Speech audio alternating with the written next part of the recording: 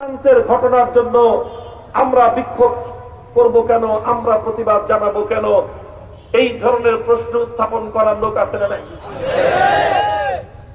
আমরা বলতে চাই, যারা এই ধরনের প্রশ্ন উত্থাপন করেছে তাদের হয়তো বিবেকের দুয়ার বন্ধ রয়েছে, আর না হয় তারা চোখ থাকিতে অন্ধ। আমি আপনাদের কাছে স্বাভাবিক বিবেকের কাছে একটা প্রশ্ন রাখি, একটা কম্পেয়ার এবং তুলনা করবার জন্য। মনে করেন হাজার হাজার মানুষ আপনারা এখানে উপস্থিত, আপনাদের মধ্যখানে একজন সম্মানিত মানুষ, অত্যন্ত সম্মানিত একজন শিক্ষিত, নম্র, ভদ্র, মান সম্মানওয়ালা একজন মানুষকে যদি একজন সন্ত্রাসী অথবা একজন লম্পট হাজার হাজার মানুষের সামনে অপমান করে, গালাগালি করে, তুচ্ছ তাচ্ছিল্য করে, এটা একজন সম্মানিত মানুষকে যদি একটা সন্ত্রাসী, একটা অভদ্র, লম্পট, চরিত্রহীন মানুষ হাজার মানুষের সামনে অপমান করলো, অসম্মান করলো, আর হাজার মানুষ সবাই নীরব তাকিয়ে দেখলো, কেউ কিছুই বলল না, নীরবতার ভূমিকা পালন করলো, কারো মুখে কোনো সারা শব্দ নেই। এই মনে করেন একটা ঘটনা ঘটলো। আরেকটা ঘটনা ঘটলো, এর পরক্ষণে আরেকটা সন্ত্রাসী আরেকজন সম্মানিত মানুষকে অসম্মান করতে গেল।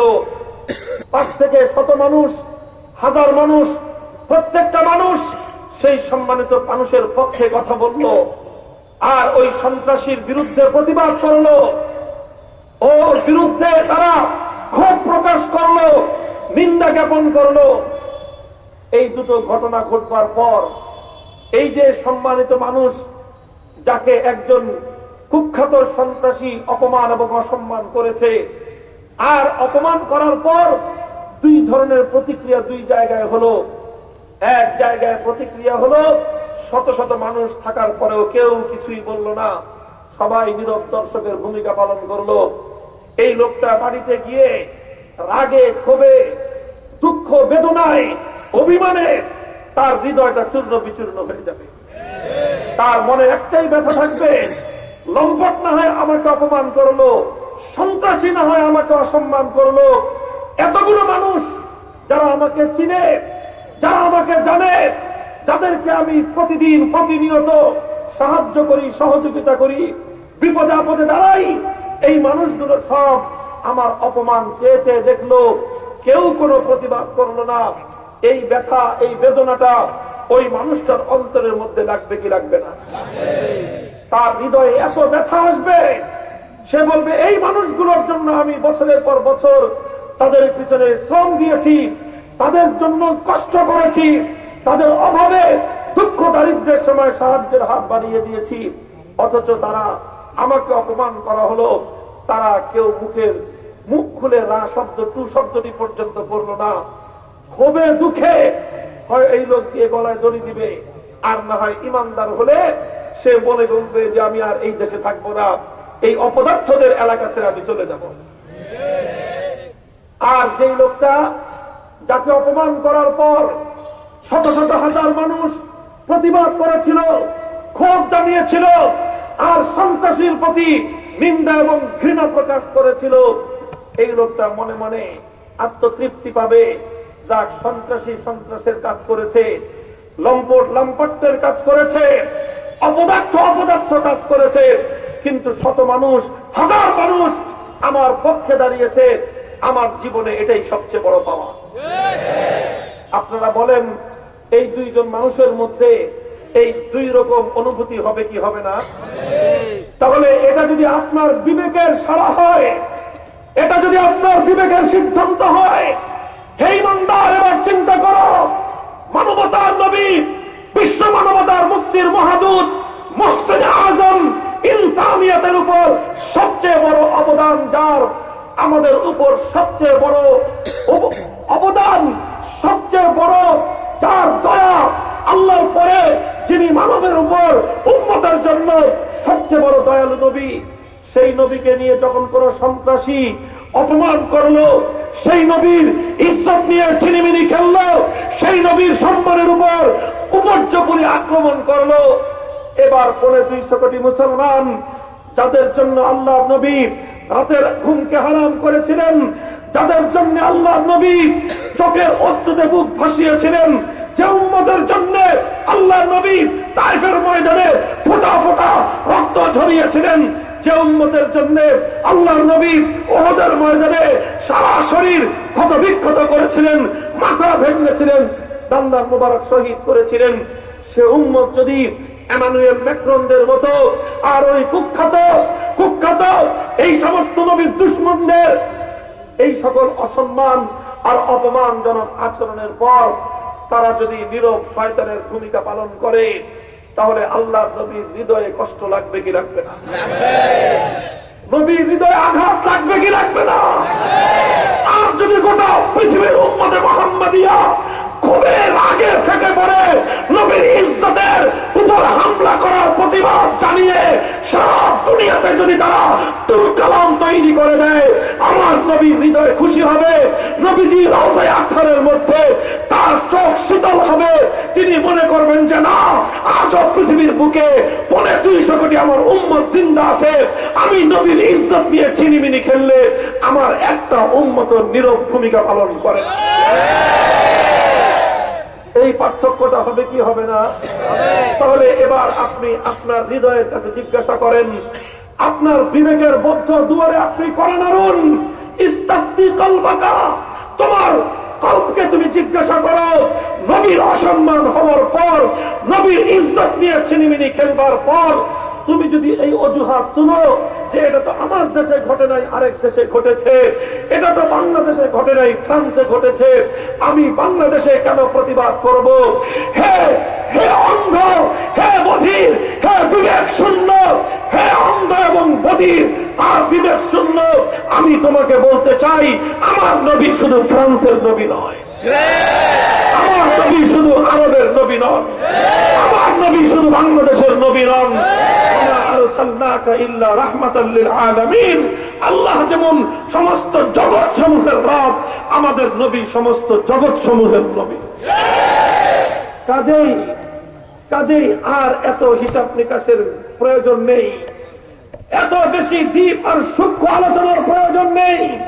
স্পষ্ট পয়গাম, নবীর ইজ্জতের উপর যখন আঘাত হানবে, নবীর ইজ্জত নিয়ে যখন কোন কুলাঙ্গার ছিনিমিনি খেলবে, যার হৃদয়ে আল্লাহর পয়গম্বরের প্রতি মহব্বত আর ভালোবাসা আছে, যার হৃদয়ে ঈমান আছে, সে আর কিছু করুক বা না করুক, নীরব শয়তানের ভূমিকা সে পালন করতে পারে।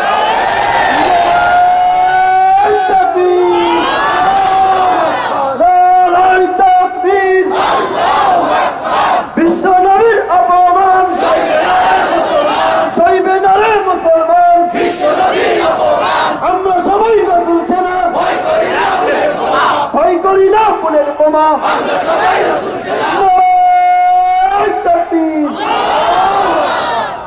মুহতারাম হাজিরিন, 3 নম্বর কথা বলতেছি, বেঈমানের দল আল্লাহর পয়গম্বরের ইজ্জতের উপর আঘাত করে, আল্লাহর পয়গম্বরের ব্যঙ্গ চিত্র অঙ্কন করে, আমার নবীর পুত পবিত্র চরিত্রের উপর কালিমা লেপন করে। ওদের উদ্দেশ্যটা কি?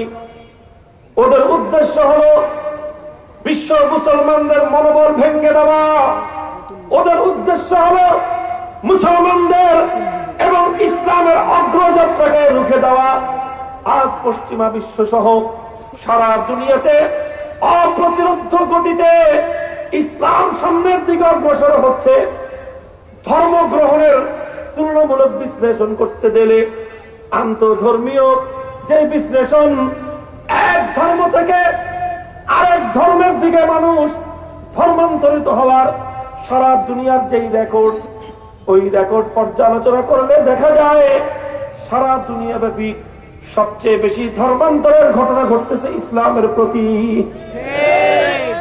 ইসলাম ধর্ম গ্রহণ করার হার সবচেয়ে বেশি। দুনিয়ার মানুষ নতুন করে হিন্দু ধর্ম গ্রহণ করছে না, নতুন করে বৌদ্ধ ধর্ম গ্রহণ করছে না, নতুন করে খ্রিস্ট ধর্ম গ্রহণ করছে না, বরং সারা দুনিয়ার চিত্র হলো হিন্দু, বৌদ্ধ, খ্রিস্টান সমগ্র জাতির মধ্য থেকে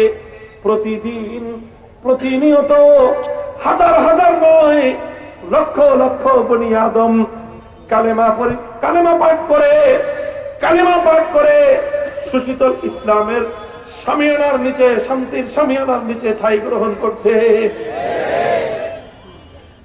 তাই পশ্চিমা বিশ্ব চায় আল্লাহর নবীর ইজ্জতের উপর আঘাত করে ইসলামের অগ্রযাত্রাকে রুখে দিতে।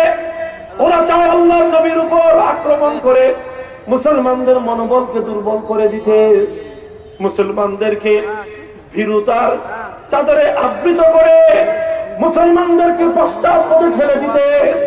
কিন্তু মুসলমান 13,000 বছরের ইতিহাস প্রমাণ করে ইসলামের দুশমনেরা, আল্লাহর দুশমনেরা, আল্লাহর পয়গম্বরের দুশমনেরা যতবার নবীর উপর হামলা করেছে, আল্লাহর নবীর অগ্রযাত্রাকে রুখে দেওয়ার জন্য নবীর উপর আক্রমণ করেছে। আলহামদুলিল্লাহ সুম্মা আলহামদুলিল্লাহ, নবীজির উপর প্রতিটি হামলার প্রতিক্রিয়া ইসলাম পশ্চাৎপদ হয়নি, বরং আল্লাহ নবীর আদর্শের ঝান্ডা দুর্দান্ত গতিতে শুধু সামনের দিকে অগ্রসর হয়েছে।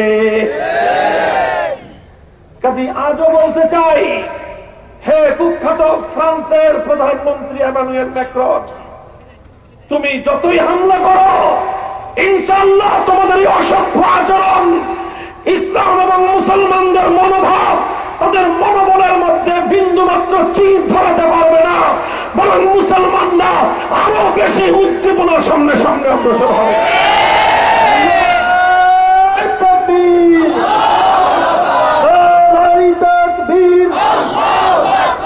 বিশ্ব নবীর শত্রুরা হুঁশিয়ার সাবধান, উদ্ধৃতি আমি আপনাদের সম্মুখে উপস্থাপন করছি। ইতিহাস থেকে ছোট্ট কয়েকটি উদ্ধৃতি দেই। আমার পয়গম্বরের সঙ্গে মুহাম্মদ আরবি সাল্লাল্লাহু আলাইহি ওয়াসাল্লামের সঙ্গে কেমন আচরণ করলে তার ফলাফল এবং তার পরিণাম কি হয়। আল্লাহর নবী যখন মক্কার মাটিতে স্বল্প সংখ্যক মানুষ কালেমা পড়েছে, ইসলাম তখন সংগোপনে পালন করতে হয়। মুসলমান ইসলাম গ্রহণ করার পরেও তার পরিচয় প্রকাশ করার সাহস নাই, সংগোপনে কালেমা পাঠ করে, গোপনে গোপনে নামাজ পড়ে, আল্লাহর নবীর সঙ্গে সাক্ষাৎ করে। সেটাও হযরতে আরকাম ইবনে আবিল আরকাম রাদিয়াল্লাহু তাআলা আনহুর ঘরে গিয়ে রাতের অন্ধকারে মুসলমানরা নবীজির সঙ্গে মিলিত হয়।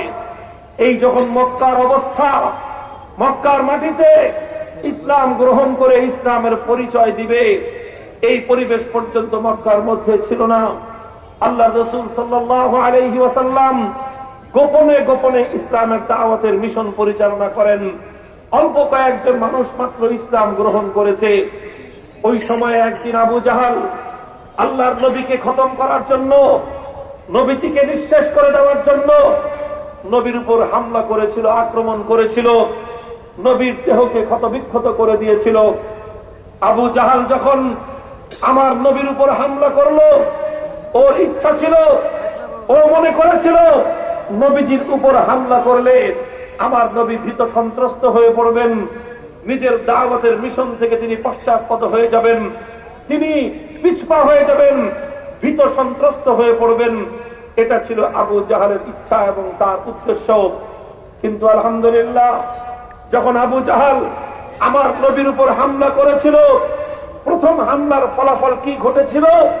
হামলার ফলাফল এই ঘটেছিল, শেরে খোদা হামজা ইবনে আব্দুল মুত্তালিব রাদিয়াল্লাহু তাআলা আনহু, মক্কার বীর পুরুষ, মক্কার মহাপুরুষ, সিংহ শার্দুল আব্দুল মুত্তালিবের সাহসী সন্তান হযরতে হামজা রাদিয়াল্লাহু তাআলা আনহু, যিনি ইতিমধ্যে কালিমা পড়েননি, যিনি ইতিপূর্বে ইসলাম ধর্ম গ্রহণ করেননি, যখন দেখলেন আবু জাহাল নবী মুহাম্মদ আরবির উপর জুলুম করলো, অত্যাচার করলো, আঘাতে আঘাতে আমার নবীকে জর্জরিত করে দিল, হামজা ইবনে আব্দুল মুত্তালিব রাদিয়াল্লাহু তাআলা আনহুর হৃদয়ের মধ্যে ঝড় শুরু হলো, তুফান ছুটলো। তিনি তরবারি নিয়ে সোজা আবু জাহালের কাছে চলে গেলেন, তরবারি উল্টা করে ধরে তরবারির বাঁক দিয়ে আবু জাহালের কাঁধের উপর সজোরে আঘাত করে বললেন, হে আবু জাহাল, ভাতিজা মুহাম্মদ আরবি অনেক জুলুম সহ্য করেছে, অনেক নির্যাতন সহ্য করেছে, তোদের সঙ্গে কোনো দুর্ব্যবহার সে করেনি, সঙ্গোপনে তার কালিমার প্রচার সে করে, তোরা তাকে এতটুকু পর্যন্ত সহ্য করবি না। আমার ভাতিজাকে তুই আঘাত করেছিস, ক্ষতবিক্ষত করেছিস, আমার ভাতিজার উপর জুলুম করেছিস। হে হে মক্কার দুরাচার আবু জাহাল, শুনে না, আমি হামজা আব্দুল মুত্তালিবের সন্তান, কালিমা পাঠ করে আমার ভাতিজা মুহাম্মদ আরবির দিন গ্রহণ করলাম। সাহস থাকলে আয়, এবার সাহস থাকলে আয়, আমি হামজার সামনে এসে কথা বল। মুহতারাম হাজিরিন, ইতিহাস বলে হযরতে হামজা রাদিয়াল্লাহু তাআলা আনহুর এই সিংহ শাব্দুল আচরণের ভিজা বেলায়ের মতো লেজ গুটিয়ে আবু জাহাল ঘরের মধ্যে ঢুকে গিয়েছিল। আলহামদুলিল্লাহ, আবু জাহাল চেয়েছিল ইসলামকে দুর্বল করে দিতে, আমার নবীর মিশনকে ভীত সন্ত্রস্ত করে দিতে। হামজা রাদিয়াল্লাহু আনহুর ইসলাম গ্রহণের মধ্য দিয়ে ইসলাম দুর্বল হয়েছিল না সবল হয়েছিল? ইসলাম আরো সবল হয়েছিল। আল্লাহর নবীর সামনে পাশে দাঁড়িয়ে এক সিনাতান করা বীর পুরুষ এই প্রথমবারের মতো মক্কার মাটিতে মাথা উঁচু করে কালেমা পড়েছিলেন হামজা ইবনে আব্দুল মুত্তালিব রাদিয়াল্লাহু আনহু। ইতিহাস সামনে অগ্রসর হন। এবার আবু জাহাল সিদ্ধান্ত নিল, শুধুমাত্র আঘাত নয়, শুধুমাত্র আক্রমণ নয়, পুরা সমস্যার একবারে সমাধান করতে হবে, একবারে নবী মুহাম্মদকে হত্যা করতে হবে। নাউযুবিল্লাহি মিন যালিক। নবীজিকে হত্যা করবার জন্য ষড়যন্ত্র করলো আবু জাহাল। ঘোষণা করলো মক্কার মধ্যে বিশাল পুরস্কারের ঘোষণা করলো, যে ব্যক্তি মুহাম্মদ ইবনে আব্দুল্লাহ শিরচ্ছেদ করে আনতে পারবে, তার মাথা কেটে আনতে পারবে, তার জন্য বিশাল পুরস্কার। 50টা 100টা উটের ঘোষণা দিল। মক্কার মাটিতে এমন একজনই বাপের বেটার জন্ম ছিল, এক বাপের বেটা ছিল মক্কার মাটিতে এই দুঃসাহস করবার মতো। ইতিহাস বলে সেই সময়ের সেই দুঃসাহসী মক্কার মধ্যে সেই মর্দের নাম, সেই পুরুষের নাম ছিল ওমর বিন খাত্তাব।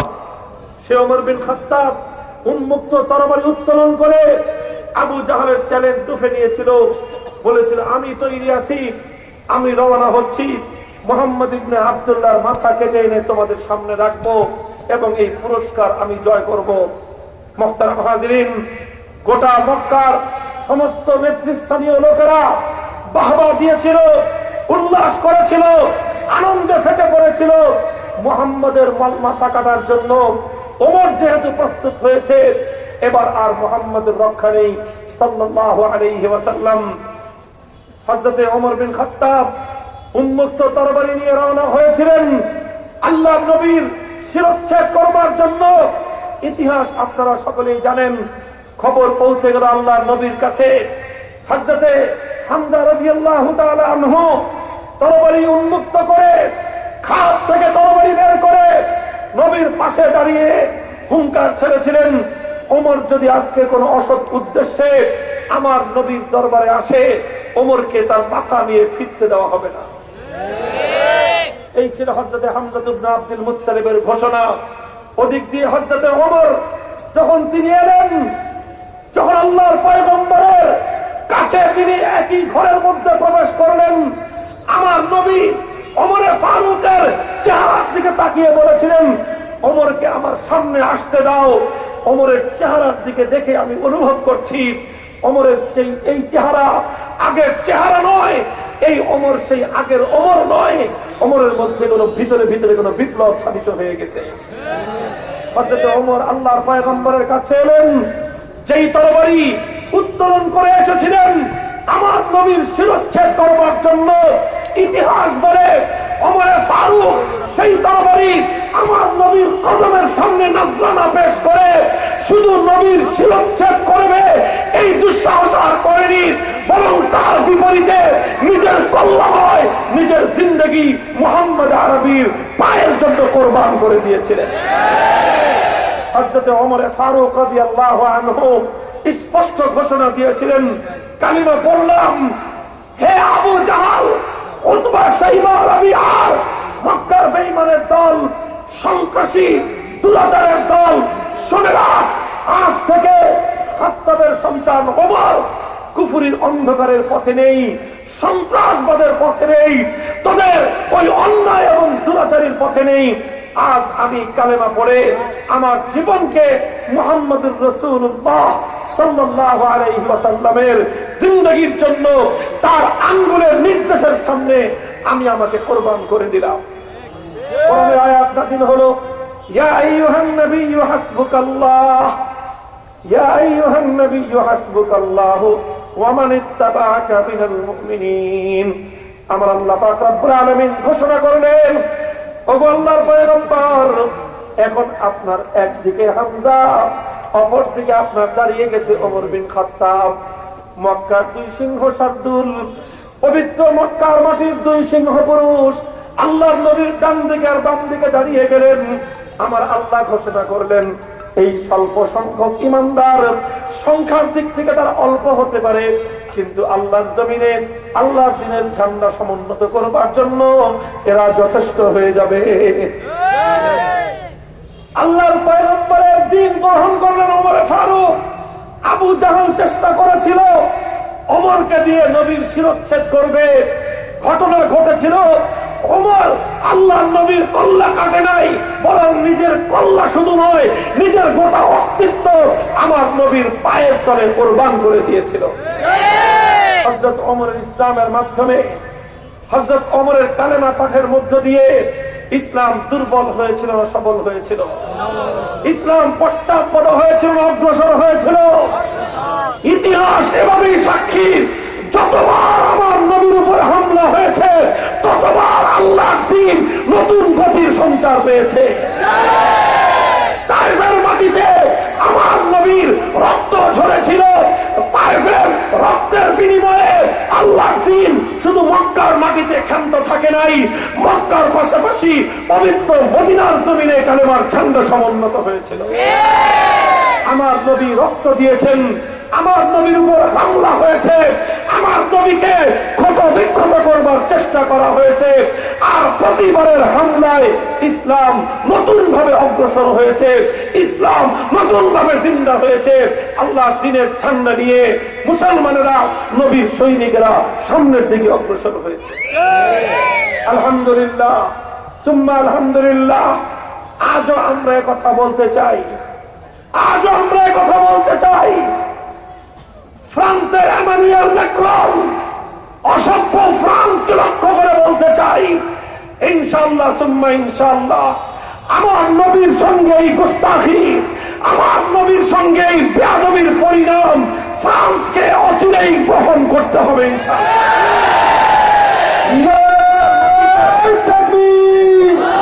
ইউরোপের মাটিতে সর্বপ্রথম যেই দেশের আকাশে কালেমার পতাকা উড়বে সে দেশটার নাম হবে ফ্রান্স।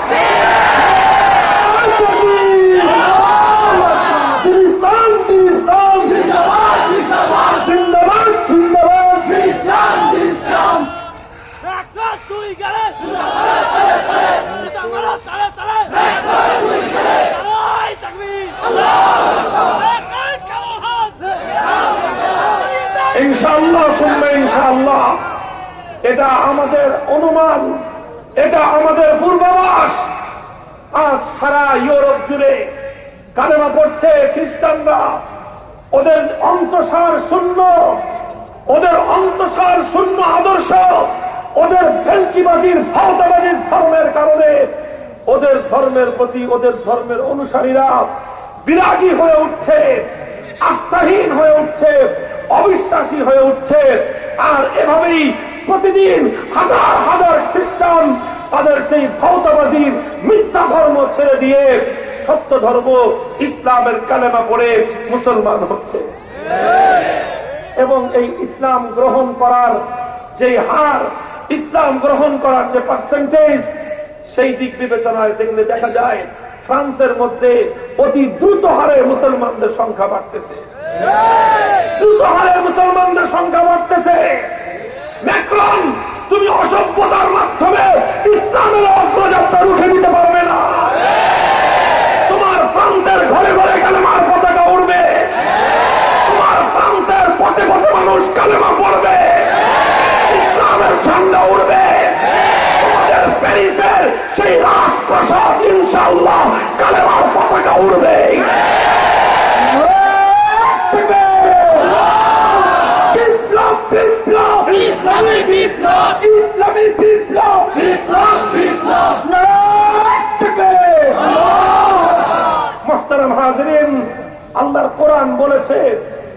শানিআকা হুয়াল আবতার, ইন্না শানিআকা হুয়াল আবতার।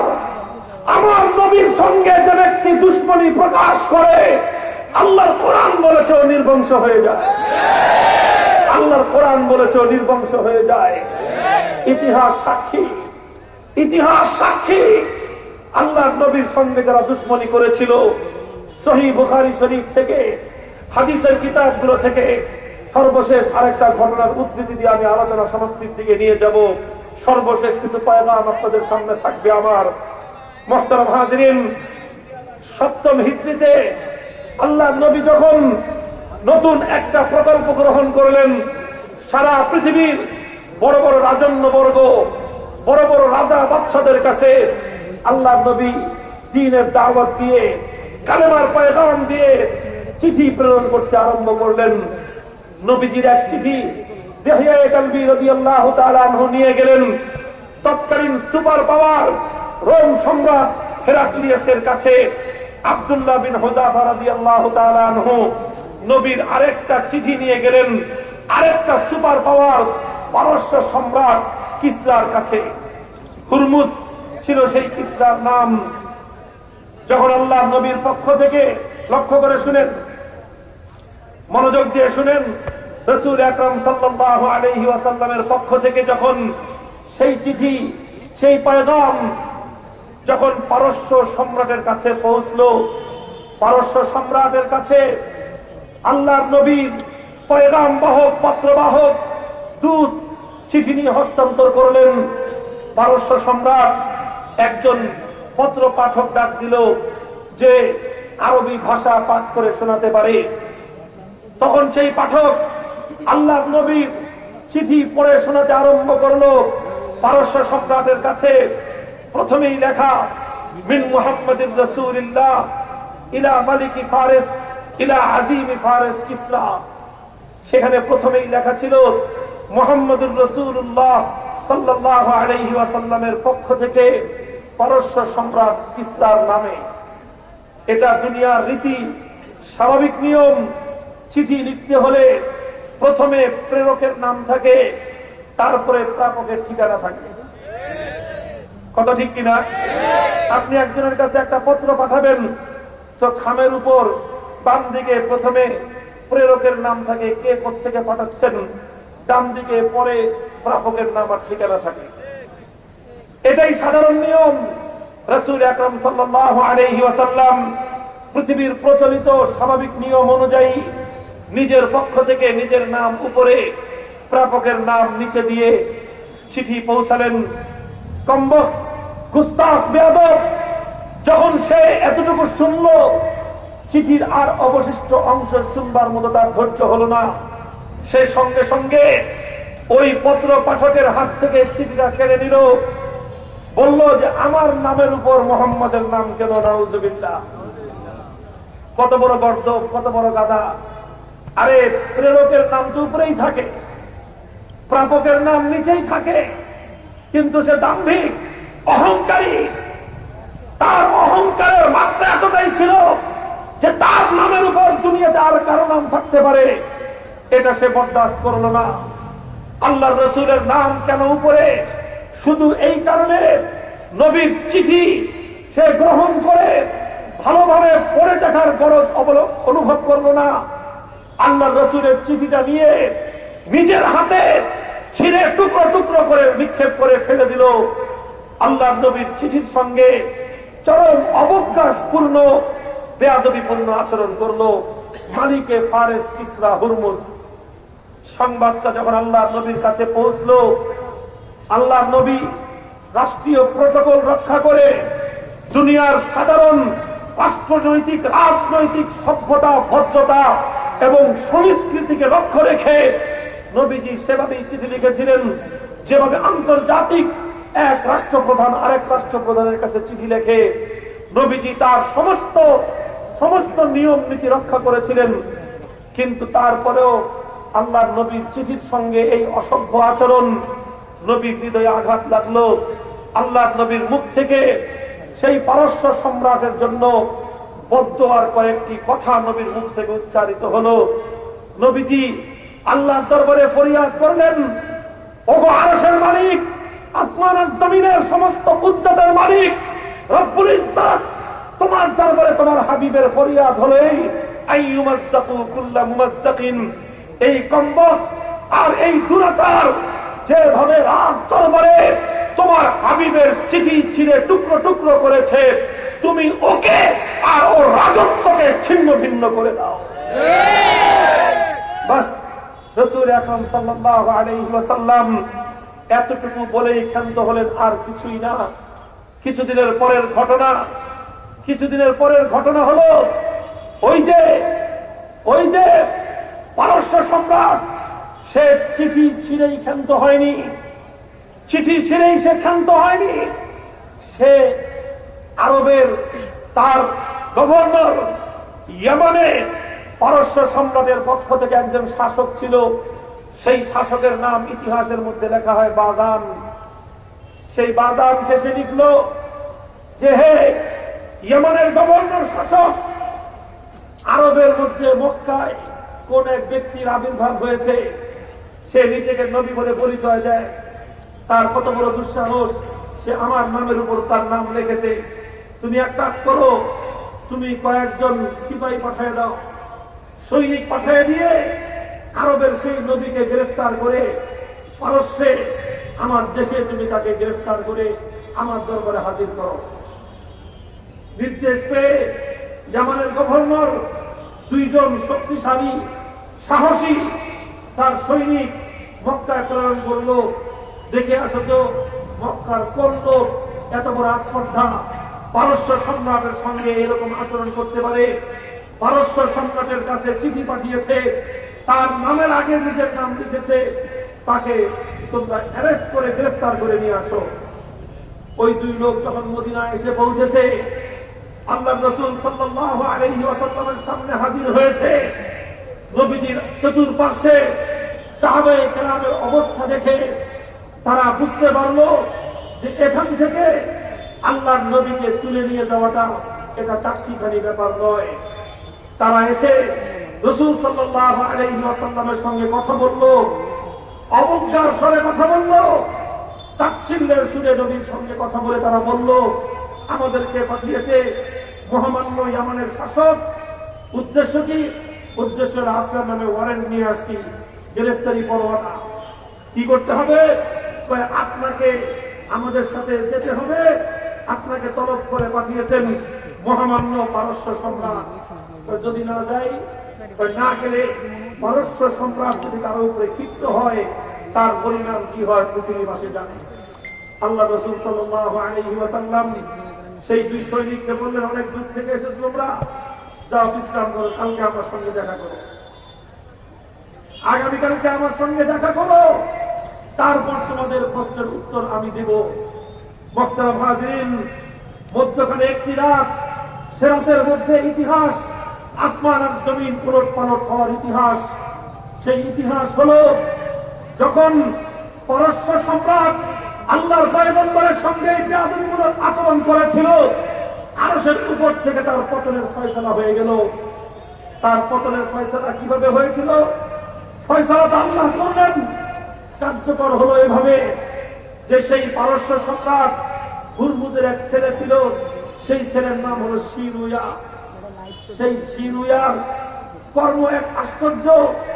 সে তার বাপ হুরমুজের এক বিবি ছিল, তার এক স্ত্রী ছিল যুবতী, সুন্দরী, রূপসী। সেই ছেলে বাপের বউয়ের উপর আশেক হয়ে গেছে,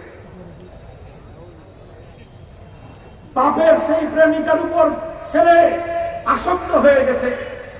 এখন যে করেই হোক তার সেই প্রেমিকাকে সে অর্জন করতেই হবে। তার পথে অন্তরায় হলো তার বাপ।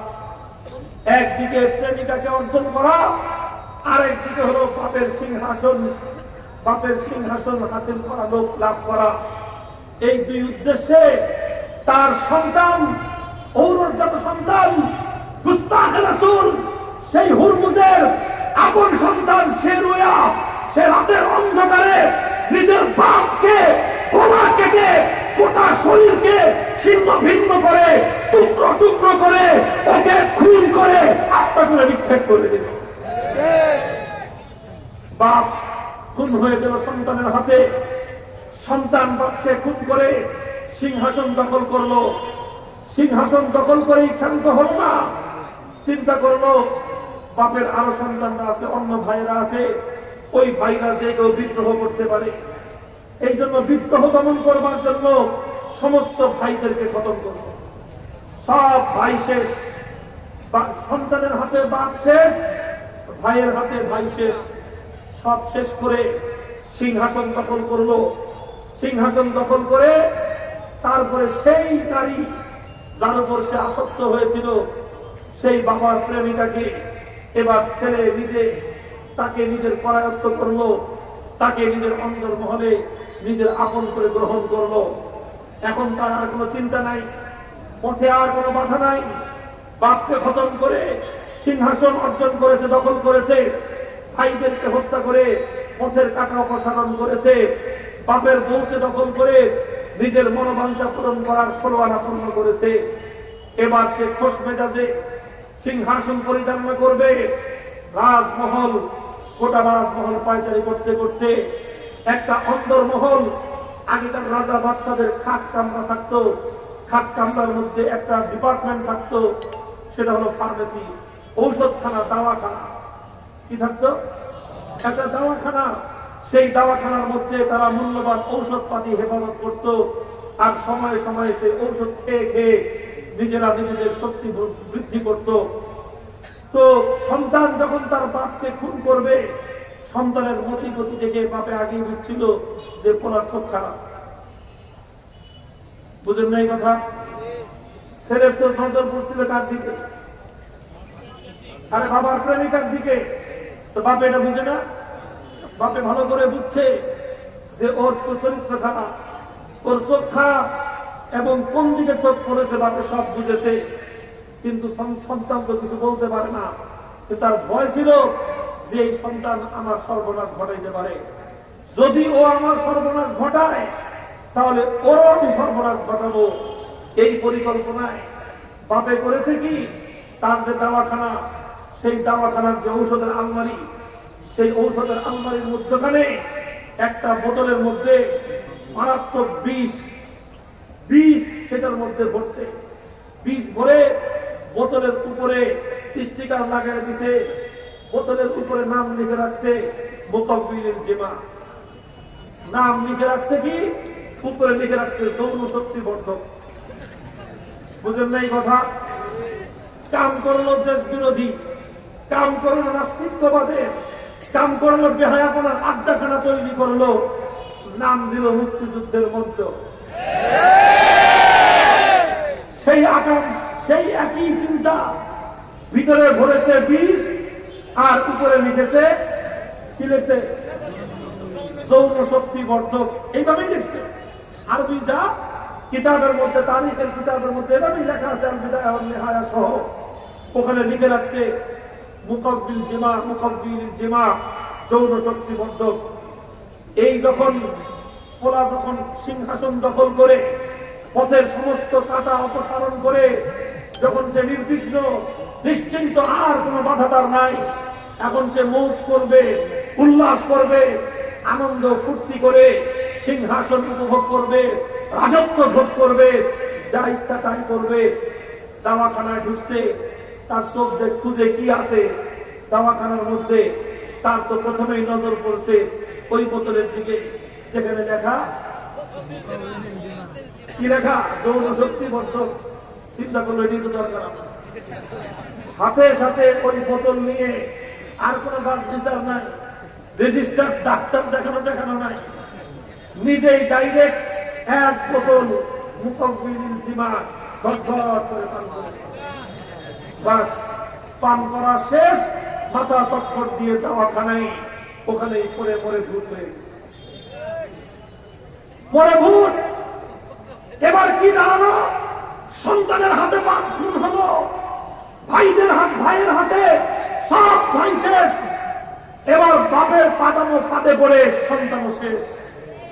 গোটা রাজবংশে আর কোন ছেলে সন্তান অবশিষ্ট নাই, একটাও নাই, সব শেষ।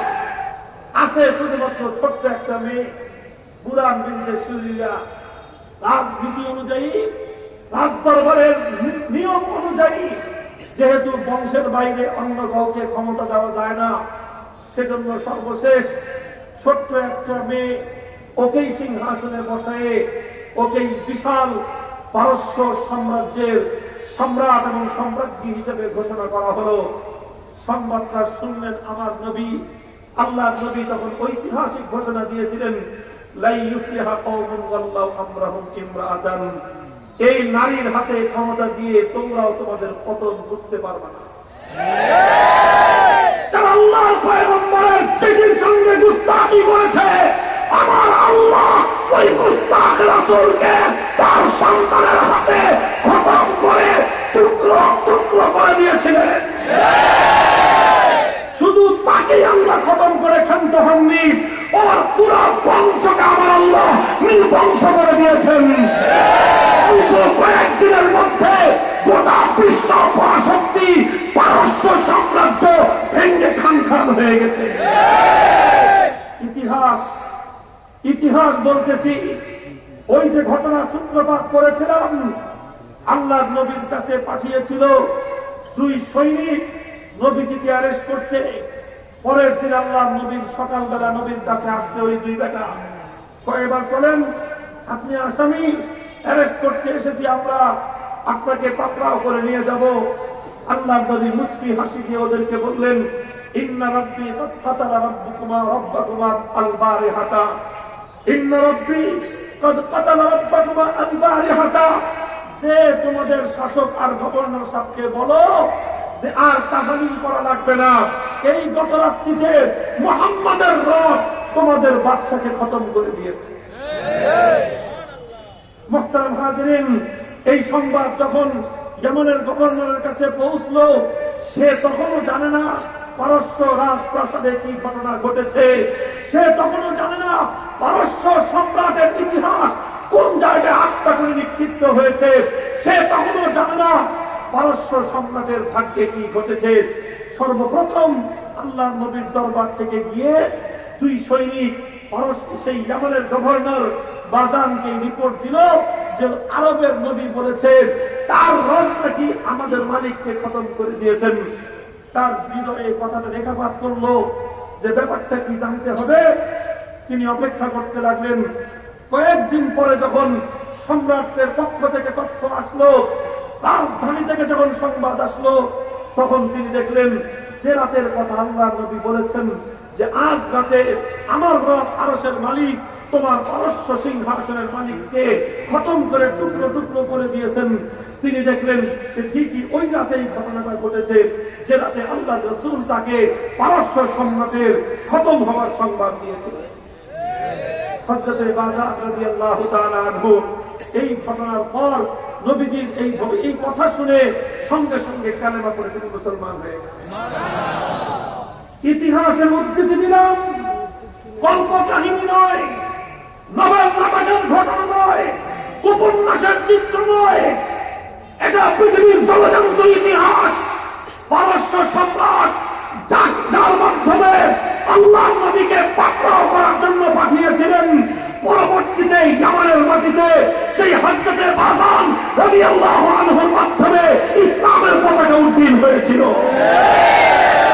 ইনশাআল্লাহ আমরাও বলতে চাই, বলতে পারি, আস্থার সঙ্গে বলতে পারি, ইন্না শানিয়াকা হুয়াল আবতার।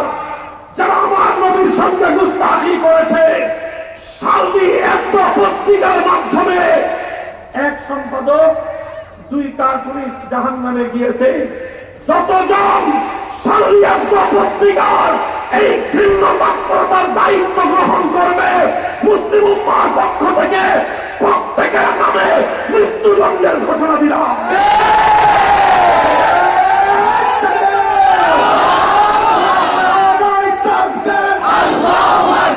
বিশ্বনবীর শত্রুরা হুঁশিয়ার সাবধান, হুঁশিয়ার সাবধান, বিশ্বনবীর শত্রুরা, বিশ্বনবীর শত্রুরা হুঁশিয়ার সাবধান। ফ্রান্সের আস্তানা জ্বালিয়ে দাও, ঘুরিয়ে দাও, ফ্রান্সের পণ্য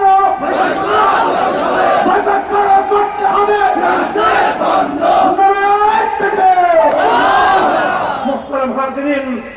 আখেরি কথা হলো আমার এটাই, আল্লাহ নবীর দুশমন পৃথিবীতে সবচেয়ে জঘন্যতর মানুষ।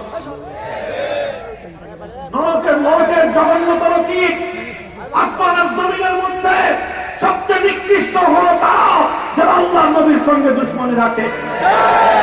ইবলিসের চেয়ে বড় শয়তান। ইবলিস অনেক শয়তানি করে, ইবলিস অনেক শয়তানি করে, কিন্তু নবীর নামে ইবলিস কটূক্তি করে না। হাদিসের দ্বারা বোঝা যায় ইবলিস অনেক সময় মানুষের সামনে এসে আল্লাহর রূপ ধারণ করে ধোঁকা দেয়, নানা রূপ ধারণ করে মানুষের সঙ্গে প্রতারণা করে, ধোঁকাবাজি করে।